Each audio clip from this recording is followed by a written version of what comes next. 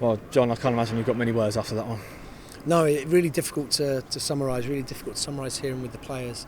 The difference between me coming here and being extremely positive about the performance in the changing room as well, and taking a really valuable point and not is such a fine margin, but unfortunately we absolutely shot ourselves in the foot by this ridiculous piece of defending late on, and it was something we hadn't done all game. We dealt with the threat all game. Of course there were going to be chances and pressure in the second half, but we nearly scored in the 92nd minute, went back down the other end and decided to concede.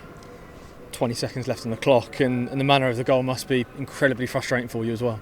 Yeah, there was just we should have just left Conor Ogilvie to challenge, let him win the header. I can't quite understand how we can be so disciplined and so focused for 93 minutes and 50 seconds and just switch off. And that's my job. I've got to try and understand it better, and obviously that'll be what we try and do for the next couple of days. But at the moment, it obviously feels like it's a real devastating blow. And like you said before, even more frustrating, taking into account that we almost scored around about a minute before and spurred a good chance at the other end. So absolutely, and we just looked, we looked like a side that was not necessarily comfortable, but I thought we just defended really well. We looked solid. I thought we frustrated Coventry.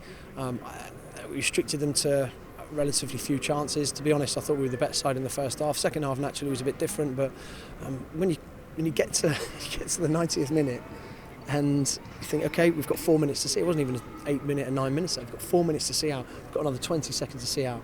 It just isn't good enough. And like you say, 94 minutes of solid effort and defending, but just an absolute sickener at the end. Yeah, that's it. That's well said. And like you said, you've said on previous interviews and everything, that's 3 times that's happened in the last 3 away games, which by your own admission is just unacceptable. It must be really frustrating for you to accept as well. Yeah, I mean, I thought against Preston we just lost our minds after equalising.